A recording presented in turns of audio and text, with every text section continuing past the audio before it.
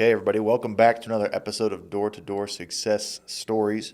Here today with John Taylor. Welcome, man. Thank you. Thanks for having me out.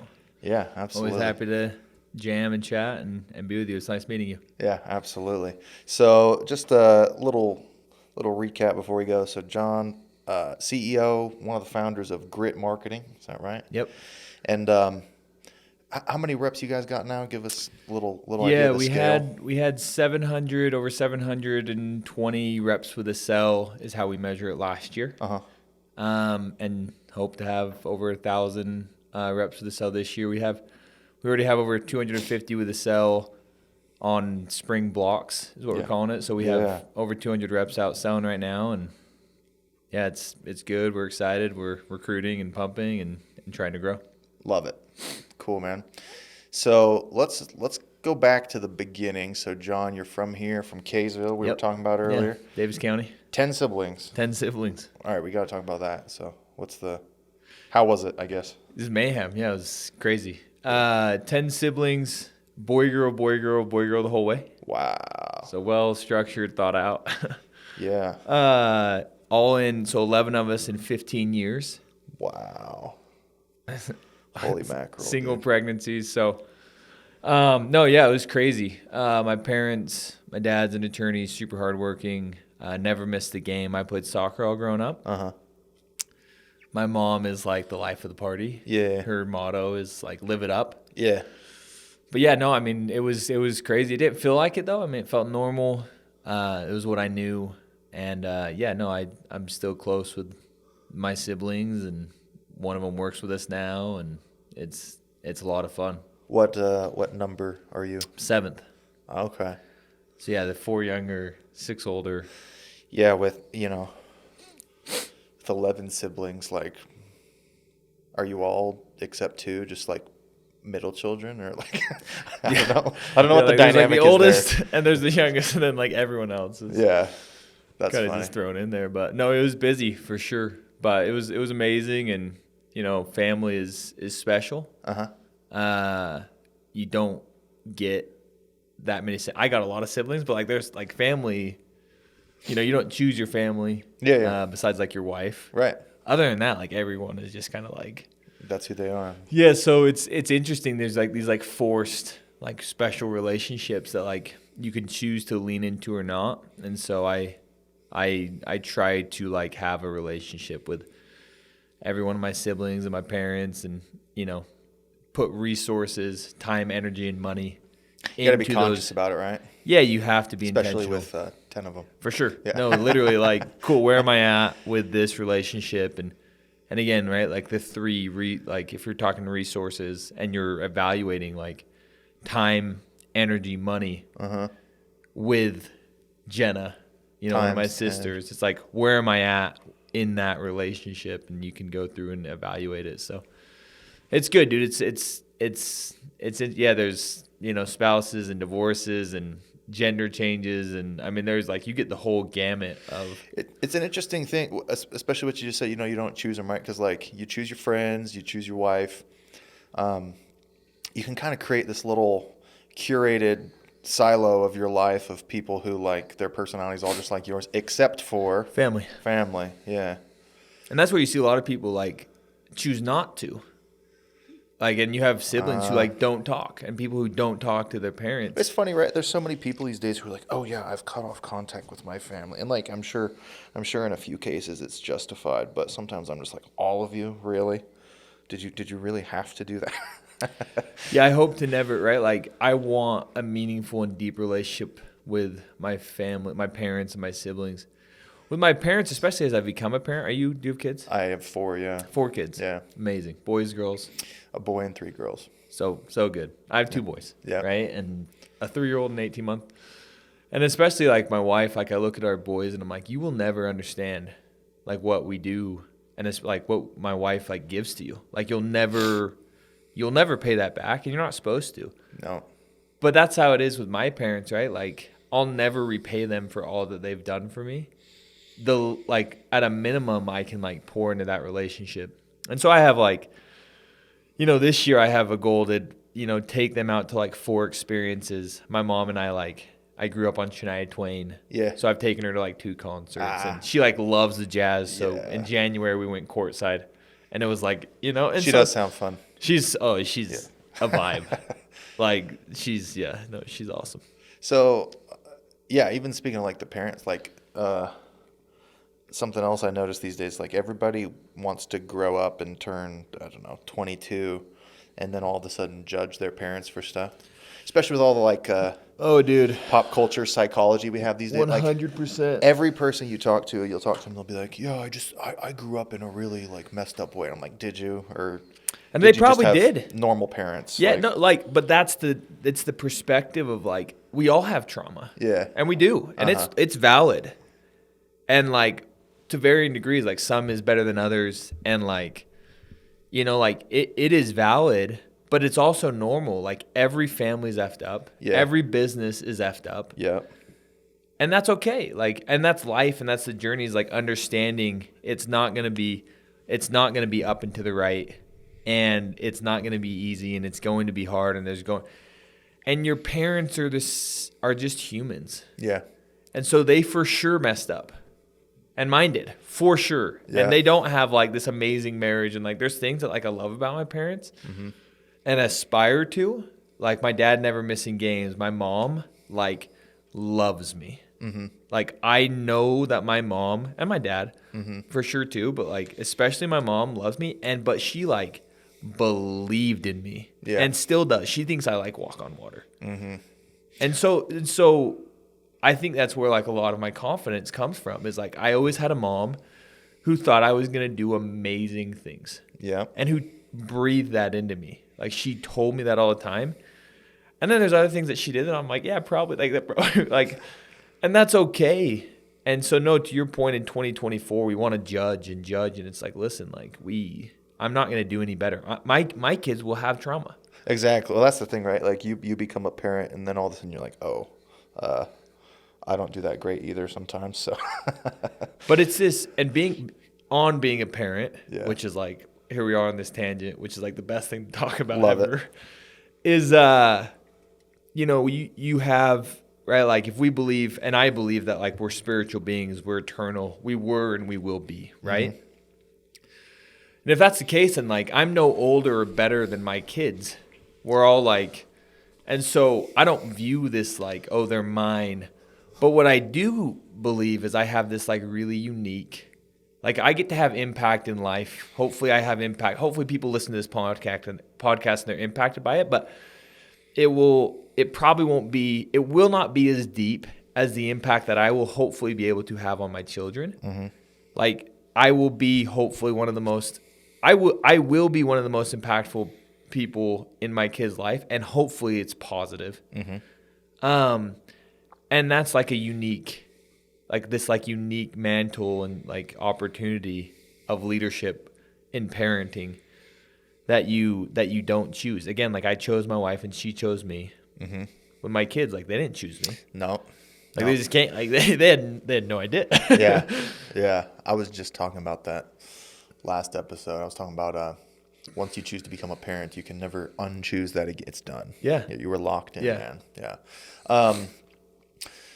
So, you know. I say the same thing, and by the way, that's why I'm like, we waited 5 years to have kids. I'm like, wait to have kids. It's permanent. Like you can't undo it. Yeah. So go like, you know, do, you know, have that stage of life, because then once you're a parent, like you're a parent, and it's the most amazing thing ever. And it doesn't change. Right. Like you are. Right. So, you know, obviously you've killed it in our industry. Do you think the sibling dynamic maybe helped? Did it make you competitive or anything like that? For sure. Yeah. Yeah, I'm like, and people who know me would tell you, I'm like crazy competitive. Stupid, unnecessary competitive. Yeah, like sometimes even like we go to Mexico. I was just talking about this. We go to Mexico and we're playing volleyball, and I'm like so pissed. I'm like so like, but it's like this like volleyball game with like their company, you know, and there's like nothing for it. But yeah, no, dude, I want to win. And I want to like get the most out of myself, and like, yeah, I think, you know, siblings for sure, 10 of us, like close age. It's boy, girl, boy, girl. So like with the siblings, the two siblings that I'm close to in age are both my sisters. Yeah. And so it was never like this like brother to brother like sports competition. Most of I played sports all growing up, but a lot of my siblings didn't. But I'm sure we had to like fight for time. We had to fight for like everything. We grew up in like a room where there was like 4 of us in a room, fight to be noticed, get a little attention. For maybe. sure. Yeah. I'm sure. I'm sure. And it's interesting. Like I told you I was on a phone call. I was on the phone call with a therapist, which I'm doing for the first time this year. I'm way excited about it. I want to better understand myself. I want to better understand why I am the way I am and have like a more, like I want feedback. I want to be better. I talk about it all the time, right? Like the goal of my life is to close the gap between my performance and my potential. Yep. In all that I do, right? And so having a third party, a therapist who is unbiased, or should be, right? Give me more feedback more often on like a scheduled cadence. I think will make me better. Are you still early with that, or have you been doing it a while? No, I'm early. Yeah. I did one last like 2 months ago, and then like we scheduled and rescheduled and I got busy. But like this year I'm committed. Like I'm going to work with him, at least once a month, but hopefully every other week. We have one scheduled in 2 weeks, and I'm way excited by it. Because I just want to be better. You have to let me know, dude. I think I mentally accepted I probably should a long time ago, but I require a lot of selling for certain things. Yeah, here's and this is a plug. Again, I've never done it. Yeah. A lot of my partners and people I work with have. And there's these like competing, narratives of like, is it good to do therapy and like dive into it, or is it better to just kind of like leave it, like, because inevitably, right? Like I have a ton of childhood trauma, I'm sure. 10 siblings. My mom's bipolar. All but like 2 of my siblings, me and like a couple others, like are on some type of medication, depression. Like it's like there's a lot of that. My mom was out of the house for a couple years. My parents have almost gotten divorced like 1,000 times, right? Yeah, like, lots of water every couple under the months. bridge. Yeah, like it's but they're still married and they're committed, and so there's like there's all these things I'm sure that like it for sure, and it's crazy. I've talked about this a lot in the last like couple months. Like it's crazy how much your childhood affects who you are. Like it's only this like 18, 20 years, but it kind of like shapes how you view the world the next 70, which is crazy. It's a lot of pressure as the parent too. It really is. Yeah. Right? And so, and then you go through life and you like kind of like are trying to like learn things and unlearn things. But anyways, as far as therapy go, the reason why I'm excited about it is it's whether it's a therapist or a life coach, or like it's everyone in my life is biased. They love me or they don't love me, or like, it's like, or they want to do business with me, or they don't want to do business with me. You probably have a lot of what I have going on now too, which is 80% of the time, whatever you're doing, you're the boss there. There's certainly that, right? And there's like I'm a boss, I'm a partner, I'm a friend, like everyone has a lens that they're looking at me through, and vice versa. Yeah.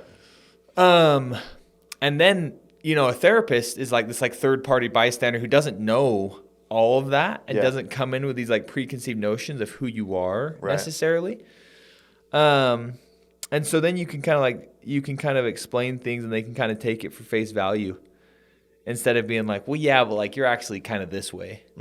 Where like they're discovering you, and so I'm excited about that. Like I said, the last hour before I walked in here was talking and like some really like good conversations and things that like I'm fired up about. Love it. So, all right. So you grow up, you go to college, BYU, right? Yeah. So I graduated from Davis. I went on a mission. I served in Tahiti. It was an amazing experience. Tahiti. Yeah, it was like the coolest 2-year like life experience. Now, Tahiti's all islands. I know it's not big, but were you like in? Bora Bora was my first area. So I served on 7 different islands. I went to Bora Bora, I went to Tahiti, and then I went out to Tupuai. I finished on Takaroa. I spoke French and Tahitian. That's what I thought. French, right? French. Yeah, French and Tahitian. So I have these 2 years where I like learn a ton about myself. I like discover Jesus Christ and like feel his love, which is like kind of like foundational to me. And like, you know, I mentioned my life mission. Like the first thing on there is like close my gap between my potential and my performance as I become like Jesus Christ, as I maximize my role as husband and father, and as I positively impact as many of God's children as possible. But like the first Jesus Christ, I really like felt his love and for me and God, whatever that looks like, right? Like I have beliefs, but they're just beliefs. Like I don't know anything. You know, we could be in the Matrix right now, right? Like this could not be real. But I have beliefs. And so, yeah, that 2 years, I learned a ton about myself. And I, grew a ton, I think. Came back 2 days later, was in a recruiting meeting for, security systems. Yeah. So how's that go? Did you come back wanting to sell or? My oldest brother sold Okay. pest control and like made $100,000 his first year, like murdered it. This is back in like 2007. Yeah. And so I think it was like kind of on my lens. I thought I wanted to be an orthodontist growing up for whatever reason. That Me was too. Like, really? Yeah. An orthodontist? Yeah, because the orthodontist in our church ward had a house with a basketball court in back and a grand So you were like, piano. yeah, I want that. And his wife was pretty. I was like, dude, me too, Sign me man. up. Yeah. I'll take that. Yeah. But no, yeah, but then I was like, oh, like business, like it's probably like what I want to do. So yeah, my buddies from Kaysville they were a year older than me. They had sold for 2 summers, one before, one after the missions. So when I got back, a ton of like our friends were going out. So I went out. I ended up in Mississippi that summer. I did 2 months of security with Vivint and made, $18,000. Thought I was the richest guy in the world. Like, So you did okay. It was great. Yeah. I sold 50, and I went out. I did spring term at BYU. So then I went out like end of June, came back like middle of August before school. And yeah, no, like I had paid for half my mission, $5,000. So I had worked like all high school. I had started a like water softener business where like we were knocking doors and signing people up. And I love the I love the fact that you can grind all of high school to pay for 5-6 G's, and then you come back and make what? Well, no, that's the point, right? Like this $5,000 was like the mountain. Right. It was like the most money I'd ever imagined having. And so yeah, I worked and mowed lawns and irrigation and construction right before, All the above. Dude, you know what I used to do? Because this was in Wyoming, is I used to, I had this shovel, this like snow shovel that I could only fit in the back of my Accord if the handle was sticking halfway out the window.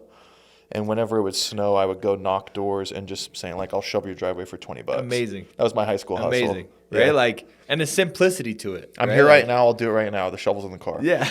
Like, I'll literally do this. Yeah. It's a great business model. Like, it's not very sustainable, and like you kind of eat what you kill. But yeah, no, so I grinded for that $5,000. And then, yeah, like, so when I came and I made 18, it was like, whoa, like I just made 3.5 times the amount of money that I ever thought that was like possible. Cheat code. So then, yeah, I was like, oh, this is amazing. And then I sold pest control the next summer because I was getting married. So I stayed in Utah. I didn't want to sell alarms in Utah. Like that was the thesis. That's why you switched. That's why I switched. Yeah. I put my name on a Facebook ad, summer sells. I want to sell, but I want to stay here. I want to, yeah, it was like summer sales in Utah, and I was like, oh, cool, like I want to do that. John Taylor, here's my info. Ryan Marshall of Vinks Pest Control. Yeah. It's tiny, right? Like reaches out. There was like 6 guys on that team. I sold like 200 accounts in May and June. Like I just crushed. Like I was a hustler. Made $35,000, and before I got married, and was like, man, this is amazing. And then I got into the finance program at BYU that summer, which is serious, I know. which was like You must have been a good student. yeah, I had A's and worked really hard and got into finance and was like, okay, I'm going to do finance. I started working at Northwestern Mutual. I was like, oh, I could do it, be a financial advisor. But then somebody, Derek Clausen, this guy at Northwestern Mutual, totally changed my life. He was like, hey, if you're going to do this, you should go do one more summer. Mm-hmm. The classic one more summer. He told you to go sell one more summer. He did. Because you were about to be doing their commission only Yes. insurance stuff, and Yes. he wanted you to have money before. Yes. That makes sense. So I was like, cool, I'll go do it. So I go, and then I, commit to GreenX. I go out with the two friends that recruited me to Vivint.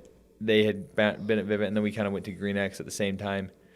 And I sold 550 accounts. I made like 160 grand that year, managed a team, opened up Indy. And I was like, oh, yeah, like this is it. This is like what I want to do. Go figure. And then I graduated BYU the next year, sold with GreenX. 17, 18, 19, 20. I became the VP of sales after summer of 20. That's the greatest sound in the world, by the way. Dude, doesn't it make you happy? So let's ask a few things about that whole little journey. So right at first, that first year to go sell alarms, were you, what kind of recruit were you? Like, were you an easy recruit? Yeah. I guess you were going with your friends. No, lay down. Total. Yeah. What's interesting is so I go sign up on a Tuesday night. I go to an Alder security systems meeting, meet with Adam Shands, and he sells me because he's the greatest salesman in the world. Dude, you're literally the second person to bring up this guy's name and say he's the greatest salesman in the world. Shands is the greatest salesman in the world. Yeah. Right? Like, he is the great. Like, I think I'm really, really good at selling. Yeah. But he's like. Do you know Brandon Cohen? Yeah, the name. I don't know him personally. Yeah, I saw that you did a podcast with him. Yeah, he was saying the same thing because he was at Alder for he is. a big chunk of Shands his career. is the best salesman in the world. I'm convinced of it, or one of the best. So anyway, so he, and I was like an easy sell. I had like some concerns. He resolves them. Boom, I'm in. Then I go to spring term. I meet my wife. I go on one date with her after she was in high school. She graduates high school. We go on one date. Magic. She goes to Lake Powell. By the time she got back, I was ready to go to sell, but then in like May, they call me and they're like, hey, we're no longer with Alder. We're back at Vivint. So they switched. Yeah. Midsummer, they called it the heist. Like, they literally switch midsummer drive. Shands goes out there to visit them. They're empty apartments. Like, they leave. It was a whole thing. I wasn't there. Packed their bags and drove to Mississippi with Vivint. They were in like Georgia or whatever. Wow. Crazy. So I'm like, okay. So I go to Vivint. So you were just gonna go with your friends. I did not care. I didn't know the industry at all. So I go into Vivint. I like go to the reception desk. Hey, my name's John Taylor. I need to like sign up. Literally. What region are you under? Well, I'm friends with these guys. Like, they're like, okay, like here's your badge. And I'm like, cool. Like, they gave me shirts and hats. I was like, heck yeah, dude. Like, like polos, basic. But yeah, no. So I was like easy. And then I went out and I sold like 7 alarms. So I would go out to Mississippi, but I had to get licensed. So I go out and I do the licensing, but then I fly to San Antonio. And then I go shadow Nick Brown.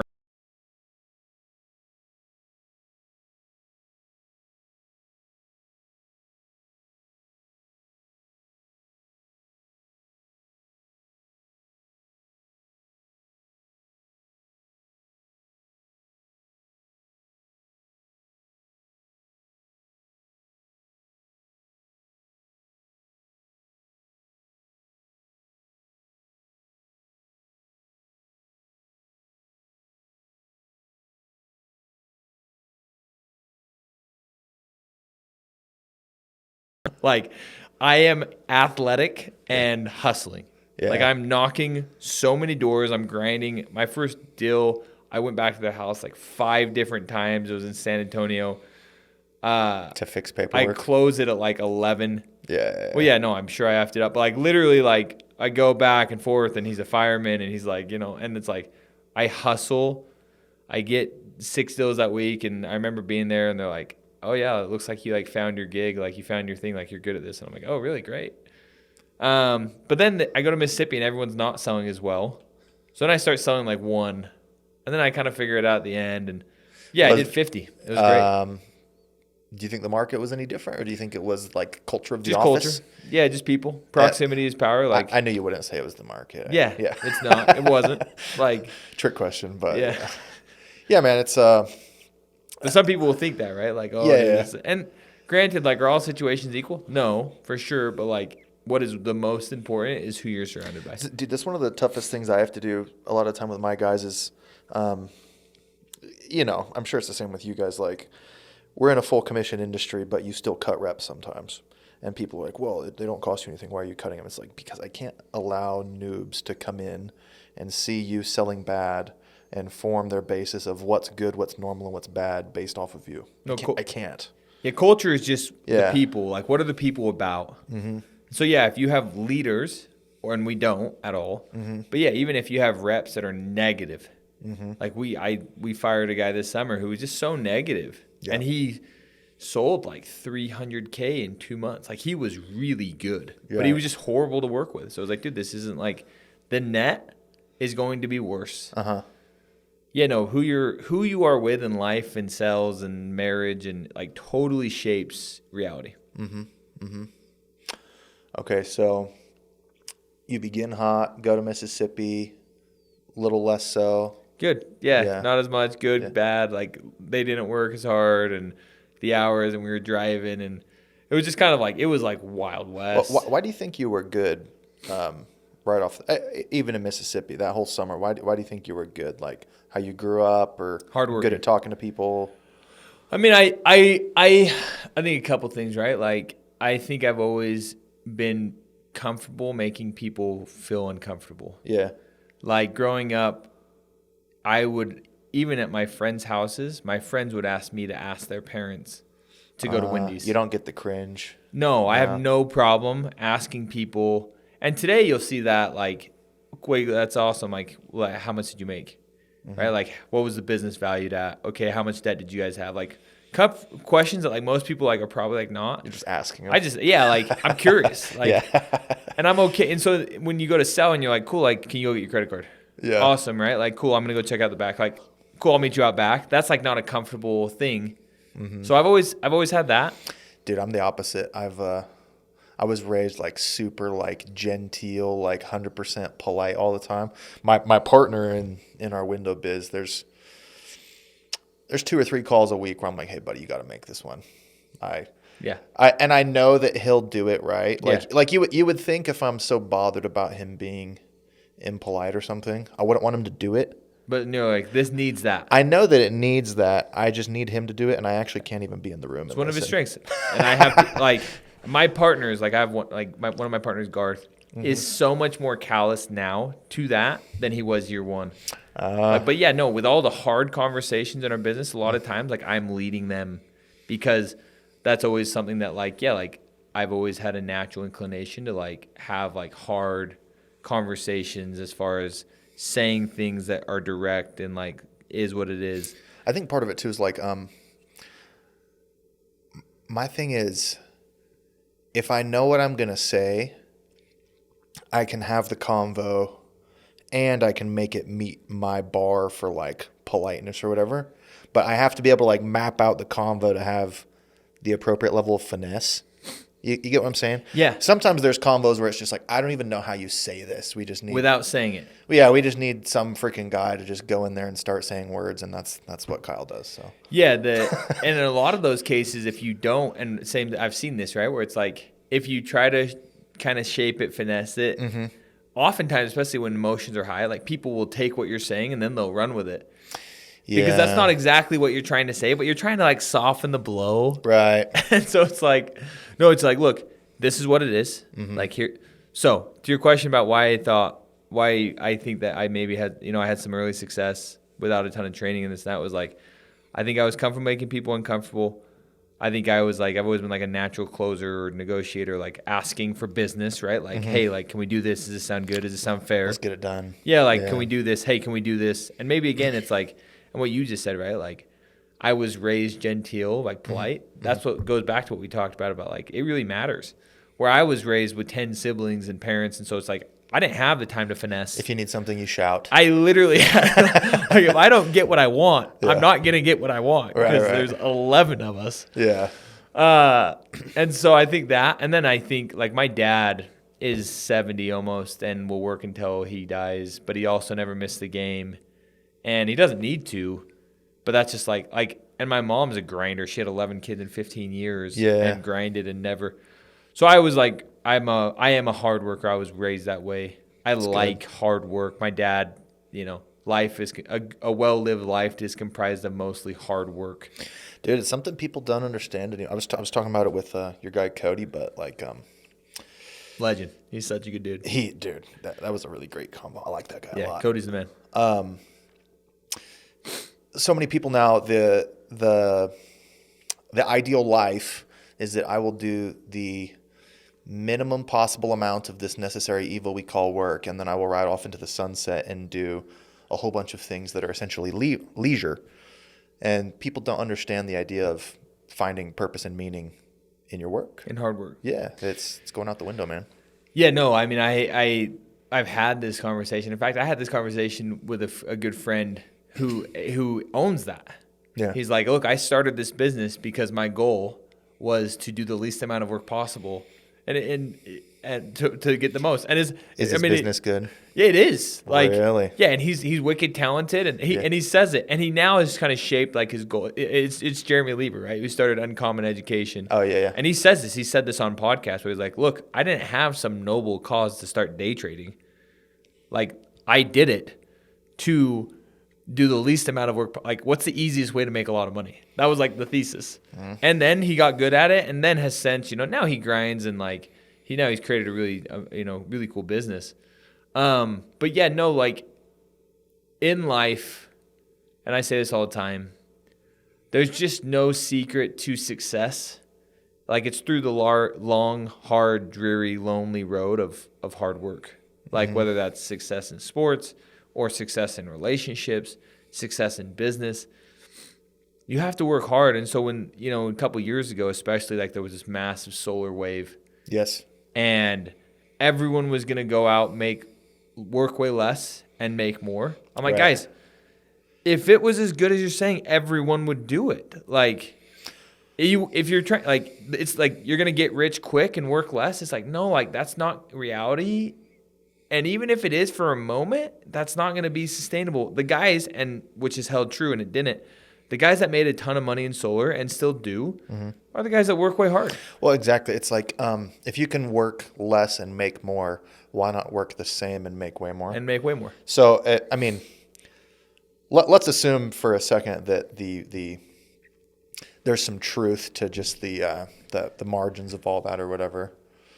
They're still attracting with the wrong fish hook. They're 100%. Yeah, they're leading with the wrong thing. 100%. Yeah, and it attracts the most toxic people, and that's why I don't want to be too candid because we get a lot of solar listeners and stuff, but which is great. So, like, again, the guys. Yeah, I like solar. There's tons of money in solar, and the guys who crush in solar are usually the guys who work really hard. Well, and here's what I'll say: there's still plenty of people doing it right, but the ones who have done it wrong, and their companies are in big trouble, are the ones who have embraced this kind of race to the bottom. Yeah, I'm going to offer even stupider commissions to even lazier reps. Yeah, and the chickens come home to you roost. see it all the time. You see it in pest control, and you saw it in alarms. Yep. And you do, right? Like, there's just no secret. And on the contrary to what you're talking about, you attract like-minded people. Mm-hmm. Where, like, at the Grit, we attract people who can buy into a pay scale, can buy into, like, I'm going to go earn my money, mm-hmm. and I'm going to go do it by working really, really hard. And people use that and recruit against us. Yeah. Like, oh, yeah, no, if you want to sell the most, like, go with the Grit. And, like, you're going to work way harder, though. Like, they'll, like, openly say that. And if that pitch works on those kids, then you didn't want them. And we don't attract them. Yeah. We don't attract, like, a more self-interested, maybe sometimes, like, how can I get more for less deal shop people? And when we do, they often kind of, like, weed themselves out. Right. And so then that's where you start to get this, like, culture of, like, hardcore, like, work, like, door knocking, hardcore, like, we're going to go out and work. And create and have impact. We had this last week, 2 weeks, we have, like I said, over 200 whatever guys selling right now. And the squad in Austin is led by a guy named Brock Grieve, who's mm-hmm. like one of the most hardcore. He's from Idaho, like work horse. Mm-hmm. Like last year sent in a video at 10:15, like, hey, I'm fresh knocking still, and closes a deal mm-hmm. on like the Pronto Live, like. And so then it's like literally last week we had to tell some of those guys, hey, you can't knock fresh doors in February past a certain time on weekdays. Yeah. Because like we're getting bad reviews. Yeah. Like Love that's the work ethic. We got to keep our reviews yeah, up. like guys, Yeah. like, you know, like so there is some balance, but like no, yeah, like we believe in hard work, and I really do believe in like hard work. Not because to what you said, right? Like there is a lot of some scenarios where you might get better results or good results or whatever without working hard, but I am more concerned about like who are you becoming in Right. that. Right. Well, once you start, you know, down the backside of that slope, how far will your work ethic go? Right. You But it translates. You reach a point where no exorbitant amount of money is going to be acceptable for even the lowest amount of work, and then it's just like, bro, you're not eligible for employment anymore. Yeah, and it translates to more than just business. Mm-hmm. Like to have the most amazing marriage is going to take a lot of like hard, thoughtful Yeah, all of work. a sudden you're avoiding conversations with your wife. You're getting fat. You're not putting in the effort. All the above. Physically. Like if Yeah. I want to be in peak physical shape, it's going to take like hard work. If I want, and I have to wake up early to do it because I also want to, you know, and so it's like, yeah, I have to do those things if I'm serious about it. So that summer that you went back for the, you know, one more summer and did, what'd you say, 540 accounts or something? First full summer. Yeah, did something just click or? Oh, well, first full summer. Yeah, it was my That's first part of full summer. But yeah, we talked about proximity and power, and the two guys that I sold with, Dallin and Landon Hart, they're twins, good friends still to this day. You know, Landon sold 600 and Dallin sold 510. And I believe that I was like as good or better than Dallin, but I believe that like I wasn't as good as Landon. So then I ended up right where I believed. Came true. Yeah, then the next year I go out and I'm going to sell 720 accounts. This is before like contract value was talked about as much. Right. And so I go out and I do 40 a week, and then I do 40 a week. But then these two other guys, Ben Egan, who's now, you know, one of my business partners, and Parker Anderson, same. We still work together. These are like OG guys. Also a partner in our business. They come out and they start selling like 55 and 58 the next week. And so then it's like, oh, if they can do it, so can I. So then I level up. And then the story, and I've told it a bunch of times, right? But on this point about like belief and like how you view yourself. You know, there was a competition that weekend called Weekend Warriors. I was VP. I was about to become VP of sales, but I was like doing all the competition. So I told the president at the time, I said, look, let's put Ben, who was selling the most at the time, against Landon, who's the best. And the president told me, he's like, no, Ben wants to go up against you. He thinks you're the best. And that's all it took. Like that moment was like, oh, if he thinks I'm the best, why don't I believe I'm the best? Then I believed I was the best. And then I sold the most from there on. I sold 1,000 that year. I sold 1,000 the next year. I really like elevated, you know, so that's. So I'm sure these are all a fact, you know, to some extent you just in your brain swag up and have more confidence out there. So then in those moments where you're on kind of like 50-50 jobs, you just, I don't know, push harder. You're just stronger in the moment. Yeah, Tony Robbins talks about, right, like you'll never outperform what you believe your identity is, right? Like you'll never outperform what you believe. And I always talk about a Draymond Green quote where he calls himself the best defender in the league. Yeah. And the interviewer goes, well, don't you think it's kind of arrogant to call yourself the best defender in the league? And he goes, look, if I don't believe it, then I never have a chance of becoming it. You don't mistakenly become great. You don't do something really high level and then be like, oh, I'm really good at knocking doors. Like now I believe that it's like, no, like you believe it. You believe you can be great. You give yourself a chance to do it. People want it to be the opposite too. They want to walk into it. Yeah, well, and they want to first be good and then believe in themselves. Yeah. They want results. Their belief in themselves to be like evidence based. Yeah. But it's like no, you have to flip it. It's like a faith thing. Yeah, exactly. No, it totally is like faith. I was listening to Casey's case studies podcast the other day, and he asked the guest, I can't remember which one it was. It wasn't Alex Dunn. It was I can't remember now, but it was a really good podcast. And he asked him about faith, And he goes, well, like, oh, it was, no, Adams. And he says, not Adam Adams, but I can't remember his name.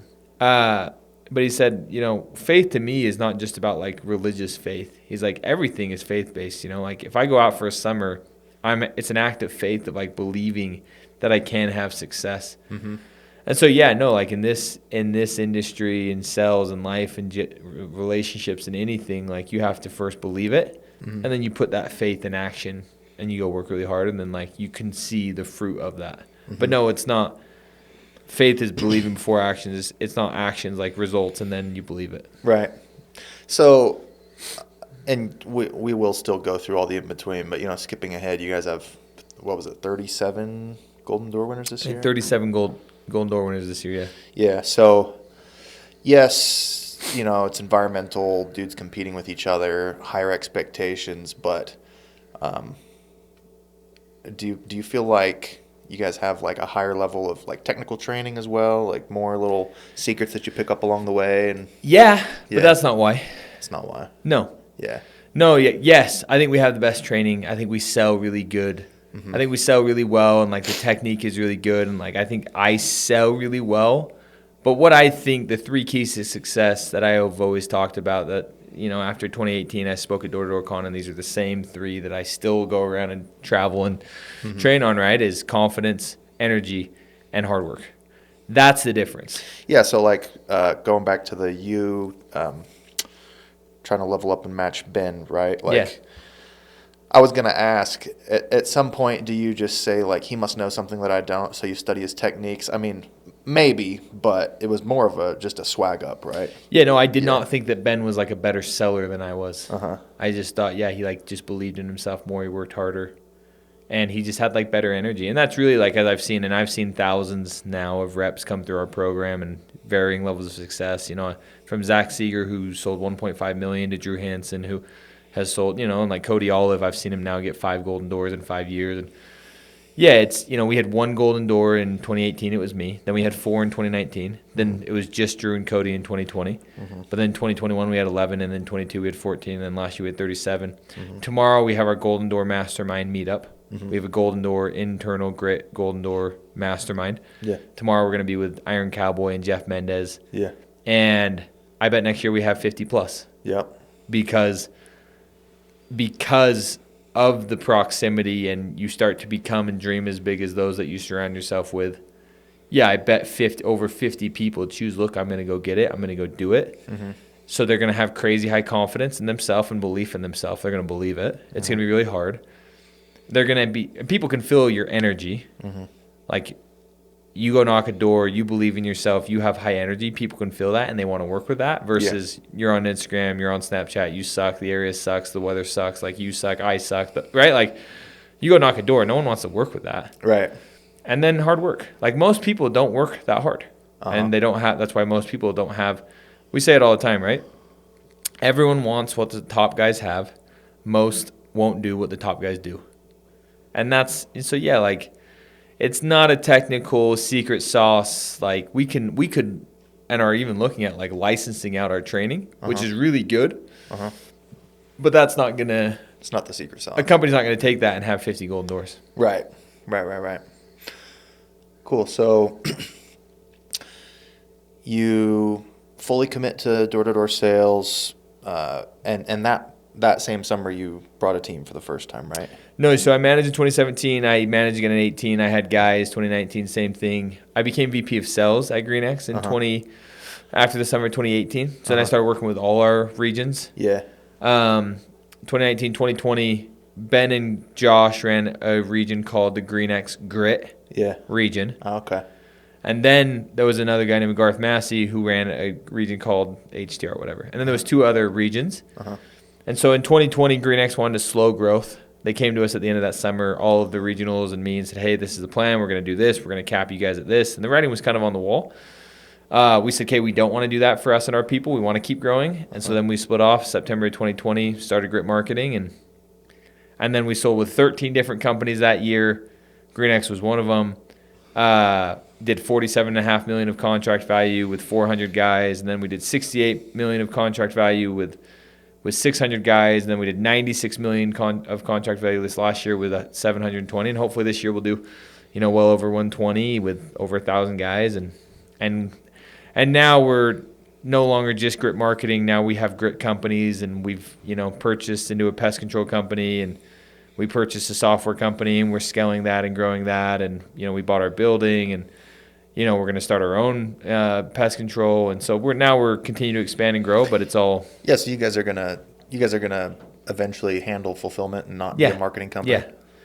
At scale, but we can just totally control our growth, right? Yeah. And we've been you can still market in the yeah, meantime. we will. We'll do both. But we've been under the hood of so many different pest control companies, and we were very involved at GreenX. Like we've learned so much. It's like, hey, let's go take best practices, and let's go, give the best customer experience and the best company and the best, employee experience, and really create something special. So the why of the grit is impact. We want to positively impact as many individuals and families, both current and future, as we can. And so when we make decisions, whether it's about our own pest control company or the companies we invest in and work and partner with, and or what we do, it's how is this best for our people, short and long term. Yeah. Actually, that's actually what drives our decision making. I've always wondered, as you guys broker these agreements with these companies you're going to market for, is that complicated business or? Yeah, we have our standard, here's what it is, and but we people bang our line weekly, right? Yeah. Of okay, and so it's deciding who to work with.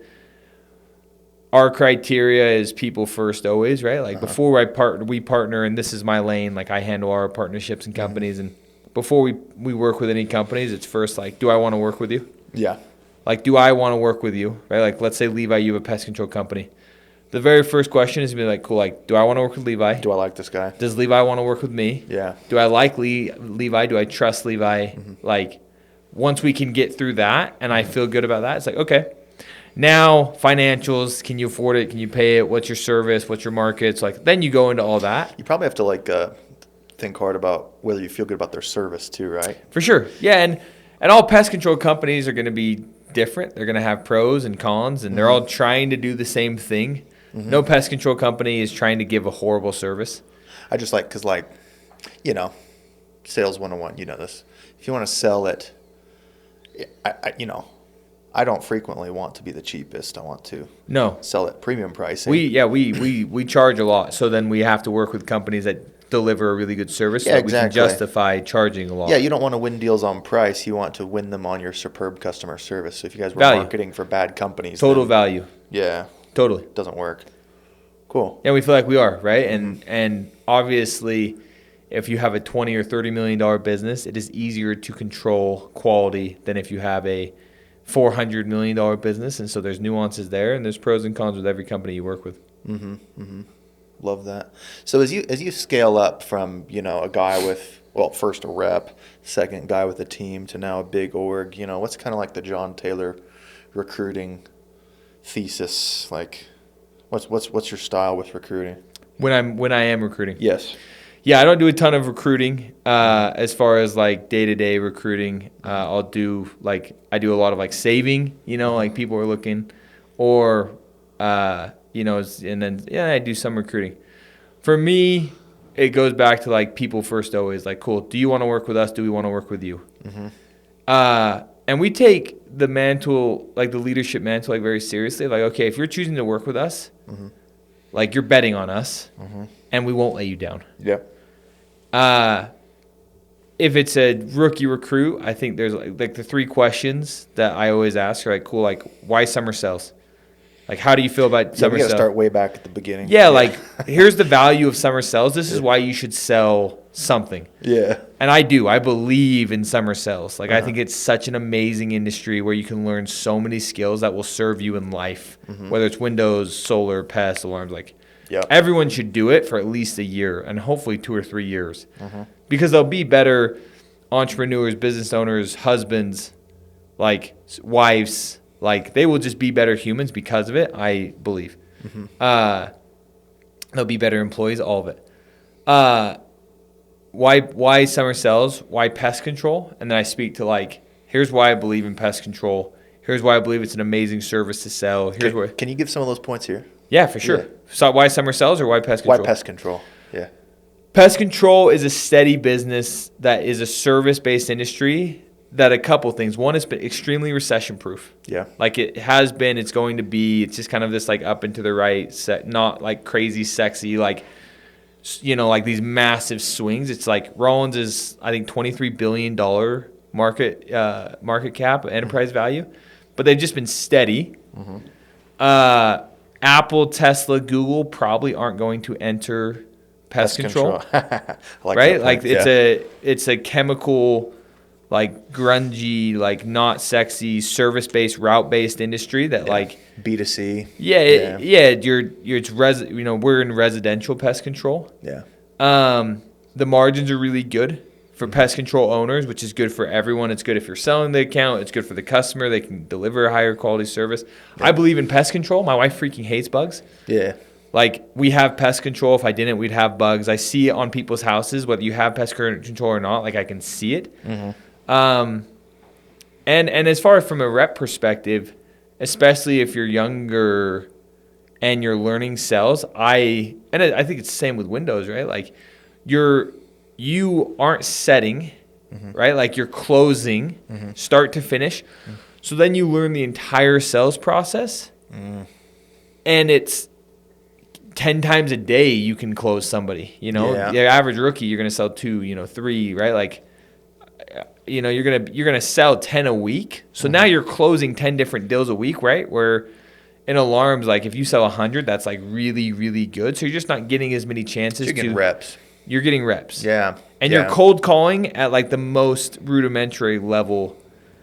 So you're learning all the communication skills again and again and again and again. So I'm bullish on pest control. Sam Taggart's got that one story he tells about a kid who couldn't get himself to sell pest control, and then he went and sold trash, which is like even tinier, little baby contract values. You sell like 20 today. Slammed them and then went back to pest control and was good. Because now he learned how to sell. And our guys that are now transitioning into software are going to have to learn how to, and they're learning how to do demos and software and Zoom calls, which is different. Right. But I talked to the CEO of the company, right? We partnered with Pronto, and it's been awesome. It's like, look, these guys will learn all that, but what they know how to do is sell, which is transferable. Yes. And you can transfer that in anything.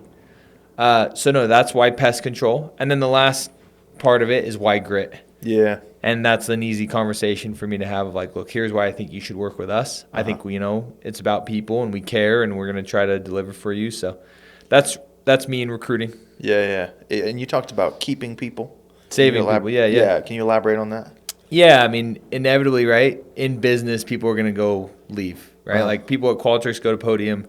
Yeah. Podium people go to Weave, but you're trying to keep your talent, you're trying to keep your people, and then if you're like me, where I actually believe that like if you're gonna do this, we are your best option, then I can be like really passionate about it. Like, look, all you care about is the same two things that anyone cares about, which is earnings and experience, right? So like you might be going for a better deal, but that doesn't necessarily mean you're gonna make more money, right? Like, would you rather make more money or have a better deal? More money. Yeah, you'd rather make more money. And the percentages and the bonuses and everything is just a part of the earnings pie. But don't forget about this experience pie, which is culture and training and people. And is your manager willing to like grind with you and do like and be in the trenches? And so yeah, like when we're going through that, and then again, right, it goes back to what Casey and Jeff and all these guys talked about. You look at those guys at Vivint who had these amazing careers, and now they're worth a lot of money, hundreds of millions. Yep. In a lot of cases, it's because they planted. You can't grow something if you don't plant.